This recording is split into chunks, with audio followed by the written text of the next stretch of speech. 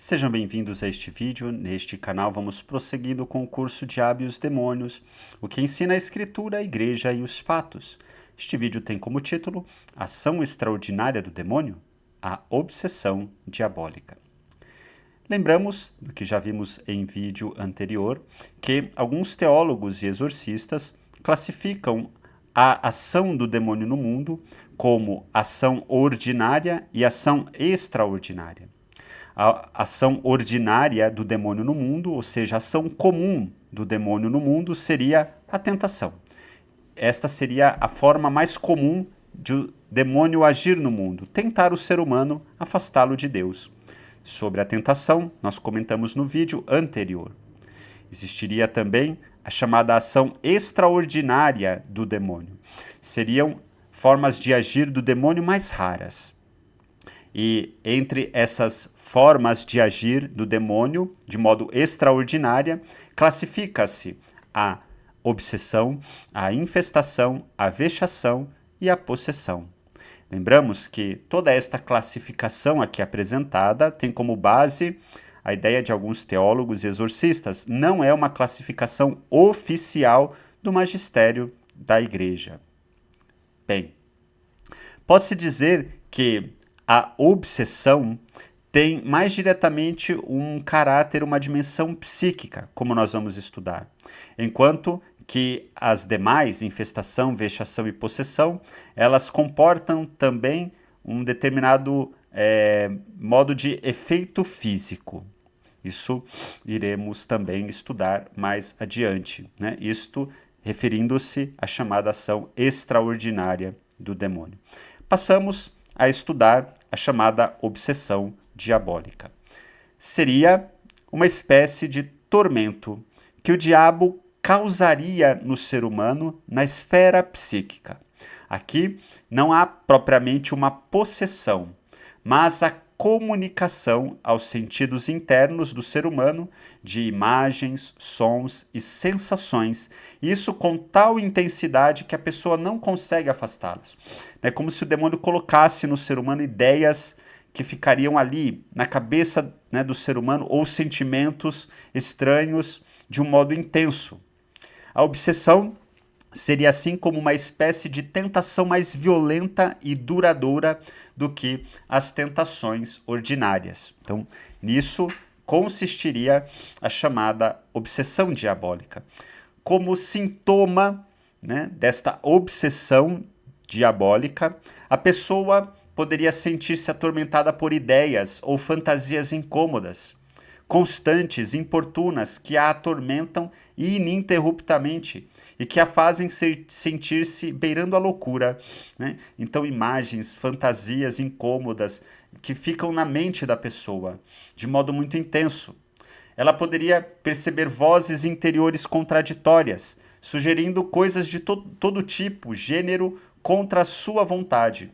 Então, vozes, né, que vêm pedindo para ela fazer determinadas coisas que ela não gostaria de fazer, né? Então, vozes contraditórias que ficam ali na cabeça dela, né? Coisas desse tipo, por exemplo. Ou sofrer ataques involuntários de angústia, desespero, ira e sentimentos assim que viriam de forma estranha ao seu temperamento. Então, também estes sentimentos de modo intenso. Poderia ser tomado por sentimentos de antipatia, ódio, desejo de matar alguém, sobretudo pessoas amadas, e isso sem motivo algum. Então, de repente, a pessoa começaria a sentir sentimentos assim, de modo constante, aparentemente sem explicação.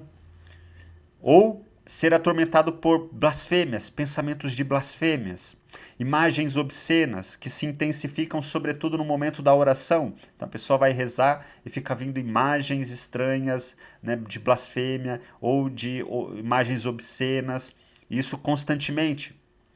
Ou ser atormentado por imagens estranhas e monstruosas. Então tudo isso seriam sintomas de uma possível obsessão diabólica, né?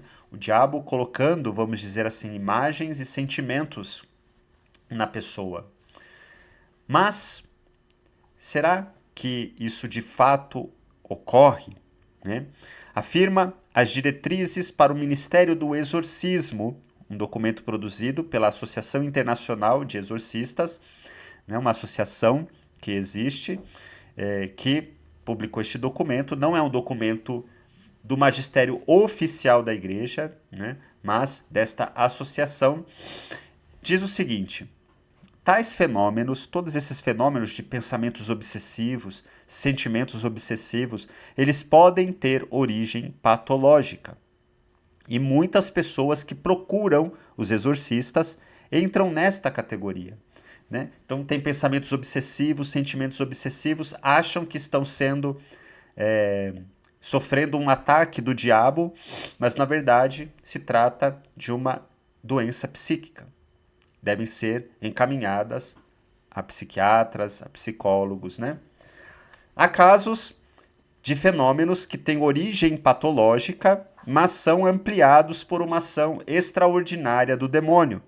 E aí deveria agir o médico e o exorcista. Mas aqui existe um certo problema nesta afirmação das diretrizes para o ministério do exorcismo. Como saber, né, que um fenômeno de origem patológica foi ampliado pelo demônio?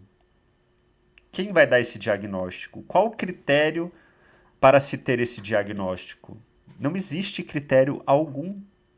Isso é uma afirmação aleatória que não tem comprovação nenhuma e nenhum meio de se comprovar. Também se afirma nas diretrizes para o Ministério do Exorcismo que há alguns casos que a pessoa, mesmo manifestando sintomas de uma patologia psiquiátrica, tem como causa uma ação extraordinária do demônio. E aí seria um caso para a ação do exorcista. Ou seja, os sintomas são sintomas de uma patologia psiquiátrica. Por quê? Porque pensamentos obsessivos, sentimentos obsessivos é uma enfermidade psíquica. Podem ter também diversas causas psíquicas. No entanto, diz as diretrizes que uma pessoa com esses sintomas de uma patologia psiquiátrica pode ter como causa uma ação extraordinária do demônio.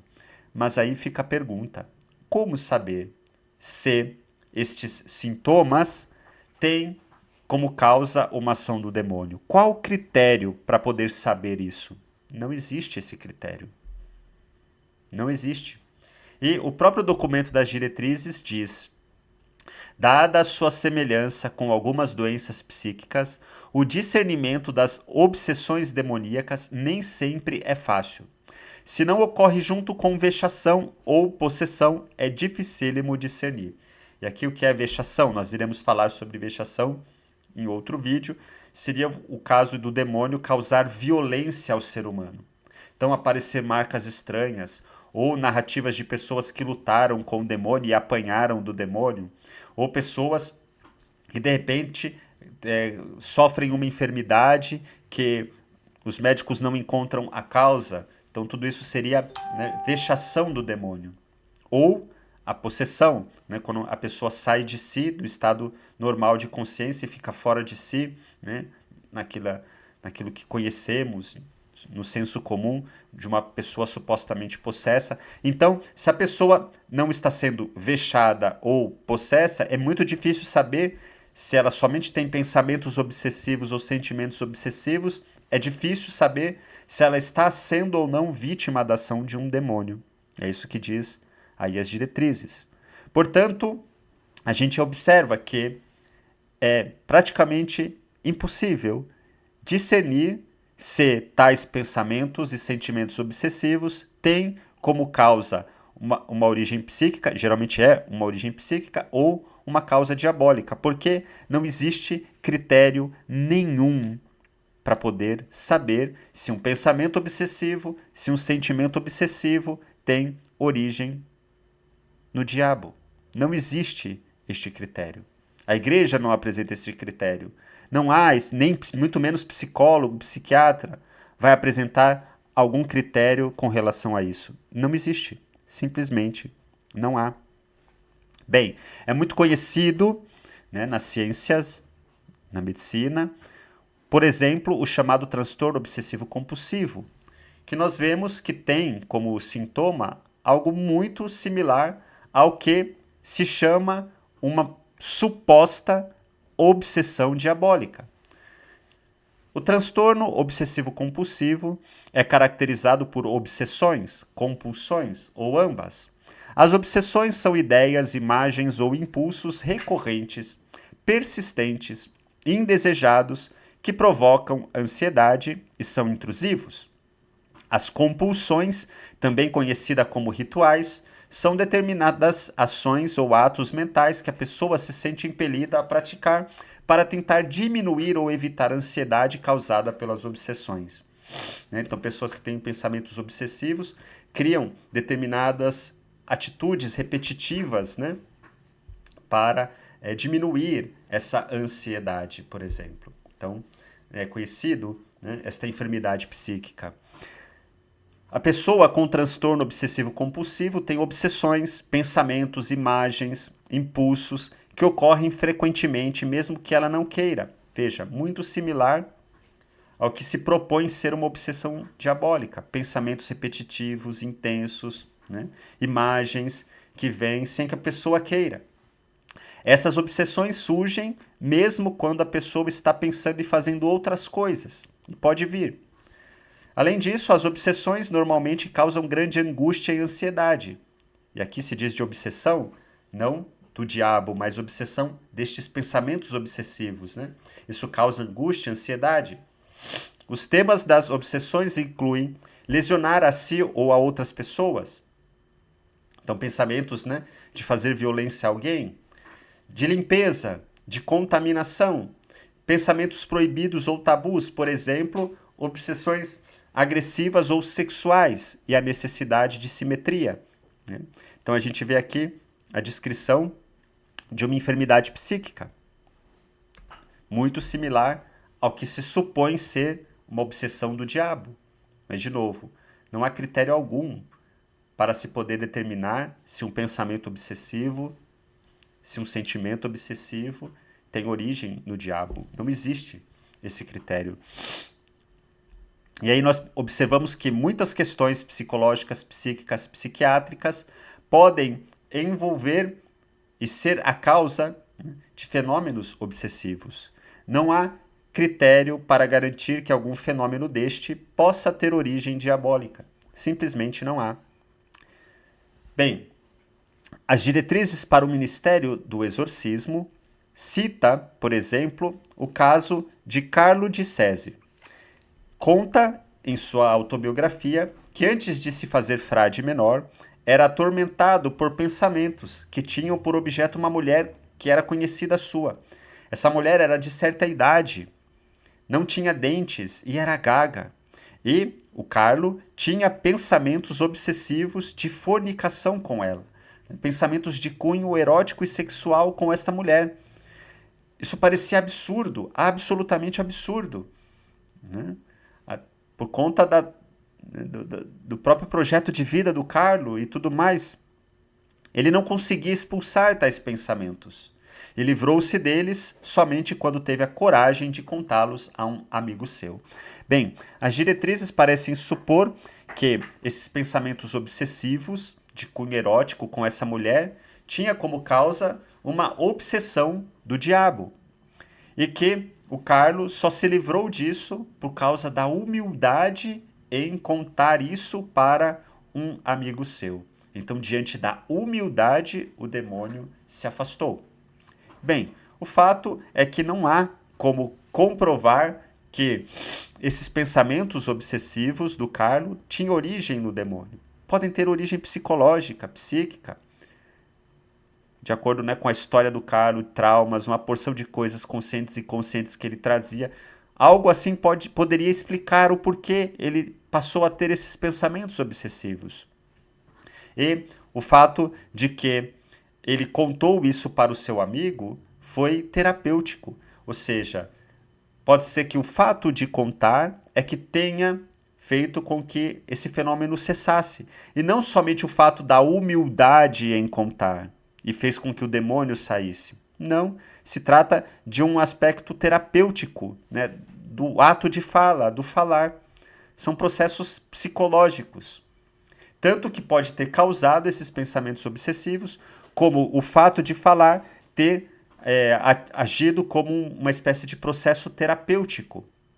E nesse sentido psicológico, que fez com que esse fenômeno cessasse. Então aqui nada de demônio, nada, né, da necessidade de um exorcismo ou de algo assim. Não. Então o próprio exemplo citado pelas diretrizes nos faz entender que aqui é muito mais provavelmente um processo psicológico do que uma ação do demônio. Bem, as diretrizes afirmam que, se não houver elemento para poder afirmar a ação demoníaca numa pessoa, né, que sofre com pensamentos obsessivos, então, como é muito difícil discernir, se não houver nenhum outro elemento que ajude a dizer que aquela pessoa está sendo alvo de uma ação do demônio, então ela somente tem pensamentos obsessivos ou sentimentos obsessivos. É difícil então saber se ela está sendo vítima da ação do demônio. O texto da diretriz diz: se consulte a perícia médica. Caso afirmem que há sinal evidente de uma ação extraordinária, proceda-se ao exorcismo. Se afirmam que é provável, continue buscando o diagnóstico. E se afirmarem ser uma patologia, ser uma doença, o entregue aos cuidados médicos. É o que diz a diretriz. Mas fica uma questão. Algum médico iria dizer que há ali um sinal evidente da ação do demônio? É óbvio que não. É improvável que não, né? Então, o médico não vai ser capaz de dizer e de dar, né, um aval para dizer que um caso é uma ação extraordinária do demônio. Isso primeiro que não é a função do médico, né? Então, na verdade, essa afirmação fica no vazio, porque não existe, de novo, qual critério? Existe um critério médico para determinar que determinados casos de obsessão são causados pelo demônio? Não existe. Absolutamente não existe. Então é uma afirmação arbitrária e sem fundamento. Bem, diz Tanqueray, que escreveu um tratado de ascética e mística, né, muito famoso, isso em 1924, ele diz assim: se a obsessão diabólica é moralmente certa ou muito provável, e aqui ele diz algo interessante, já lá em 1924, que não é possível ter uma certeza objetiva e definitiva de que alguém está sendo alvo de uma obsessão diabólica. Não tem. A pessoa pode ter uma certeza moral, meio provável. Isso vai depender da pessoa, né, que está avaliando essa pessoa que sofre com uma suposta obsessão do diabo. Então, se você tem uma certeza moral ou provável, pode-se empregar privadamente, ao que ele diz, os exorcismos, prescrito pelo ritual romano, ou fórmulas resumidas. E aí ele nos dá um conselho muito interessante que faz pensar. Ele diz assim: neste caso, é bom não prevenir a pessoa que se vai exorcizá-la, havendo receio de que esta declaração lhe perturbe e exalte a imaginação. Basta avisá-la de que se vai recitar sobre ela uma oração aprovada pela igreja. Bem, o que Tanqueray está querendo dizer? Então, uma pessoa diz que está com pensamentos, né, obsessivos, sentimentos obsessivos. Você não sabe se isso é, de fato, obsessão do diabo, uma ação do diabo. Mas você acha que pode ser, né? Moralmente, você acha que pode ser muito provável. Proceda a uma oração, reze pela pessoa. Mas não diga que vá fazer o exorcismo. Por quê? Porque isso pode perturbar e exaltar a imaginação da pessoa. É o que nós comentamos no vídeo, em um dos vídeos anteriores, quando tratamos, né, e comentamos o livro do padre Gabriele Amorfi, que não se proceda o exorcismo para diagnóstico de caso de possessão, porque o exorcismo pode funcionar como uma sugestão psíquica. Então você exorciza a pessoa sem saber que ela está possuída, de repente ela manifesta. Isso porque é uma exaltação da imaginação, diz aqui Tanqueray. É uma sugestão psíquica, é um fenômeno psicológico. Então é muito sóbrio, muito interessante o que diz aqui Tanqueray. Não diga que vai exorcizar a pessoa, porque isso pode exaltar a imaginação dela, e aí, ao proceder o exorcismo, ela manifestar, ela entrar em estado alterado de consciência e tudo mais.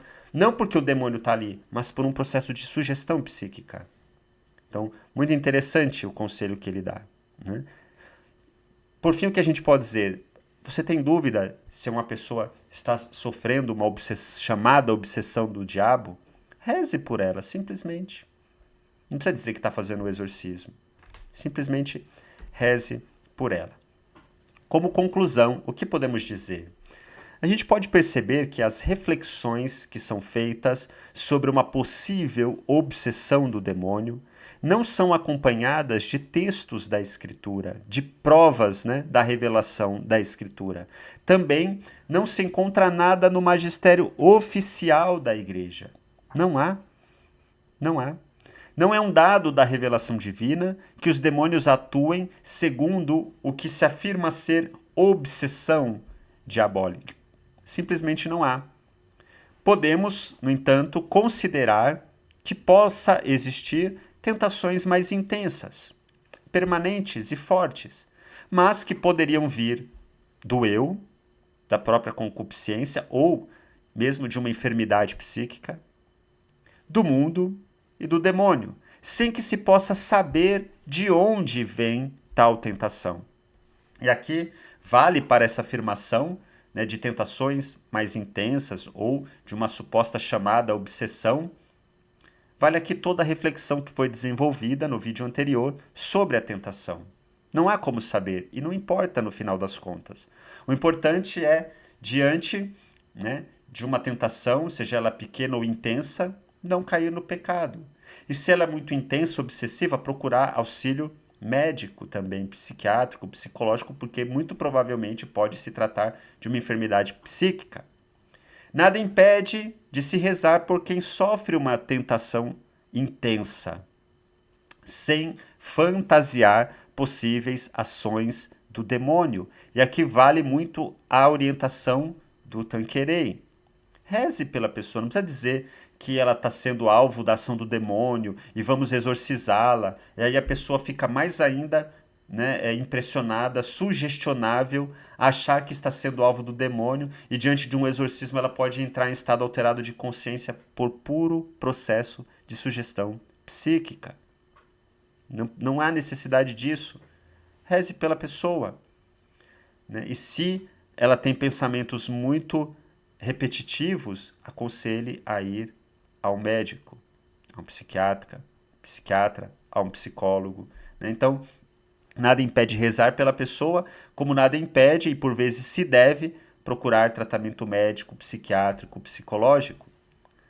Não tendo base bíblica e nem no magistério oficial da igreja, nada que se fale de, né, obsessão do demônio conforme se afirmou ou se afirma, e sendo de tão difícil diagnóstico como se reconhece os próprios exorcistas, né, eu julgo que é desnecessária esta classificação de uma suposta ação extraordinária do demônio chamada obsessão, né, que se afirme tão somente a ação de tentar do demônio. Basta, seja uma tentação pequena ou uma tentação mais intensa, não importa. E proceda-se como no combate à tentação. E diante de pensamentos e sentimentos obsessivos, que se continue o combate, né? Pensamentos obsessivos, sentimentos obsessivos não são pecado. Que se continue o combate contra o pecado para não deixar que esses pensamentos, esses sentimentos levem ao pecado. De modo sóbrio, se procure, né, uma direção espiritual e se oriente a pessoa a, né, não se deixar levar por tais pensamentos. E se percebe que esses pensamentos são intensos, nada impede de se rezar pela pessoa de modo sóbrio e encaminhá-la para um tratamento psiquiátrico, psicológico e médico. Isso é o mais sensato, dando a entender à pessoa que é o importante para além desse tormento que ela experimenta, né? Seja por uma tentação intensa, seja por uma enfermidade psíquica, o importante é ela se concentrar na vida cristã, no seu fundamento, na prática do bem, da caridade, né? Da oração. E quando se percebe enfermo, psiquicamente enfermo, buscar também o cuidado e o tratamento de modo sóbrio, seja na dimensão médica, psicológica, psiquiátrica, seja na dimensão espiritual, não, de novo, e aqui o exemplo, né, do Tanqueray é oportuno, colocando na cabeça da pessoa demônio, isso, aquilo, lutar contra... Não, né? A oração, né, a comunhão, a prática do bem, a vida cristã. É isso que importa. Então, uma direção espiritual, né, sábia, prudente, para ajudar a pessoa a enfrentar uma possível enfermidade psíquica, né? Então, acredito que isso basta porque mesmo que esses pensamentos intensos e esses sentimentos intensos seja uma tentação do demônio, vamos dizer assim, e nesse sentido uma ação do demônio, lembramos, não há como ter certeza absoluta disso. Absolutamente não há. Então não importa ficar especulando sobre isso. O que importa é buscar o melhor meio de tratar, seja assim num bom caminho espiritual, a oração pessoal, alguém que ora pela pessoa, perfeito, de modo sóbrio, né? Como também o acompanhamento médico, psicológico, psiquiátrico, né? E da parte espiritual, a exortação à pessoa a viver bem a vida cristã, naquilo que é fundamental. Acredito que isso é oportuno. E assim, concluímos, né, a chamada obsessão do diabo e continuamos abordando nos vídeos seguintes os demais chamados fenômenos de ação extraordinária do demônio, a infestação, a vexação e a possessão. Curta, continue e continue nos acompanhando no curso Diabo e os Demônios, o que ensina a Escritura, a Igreja e os Fatos.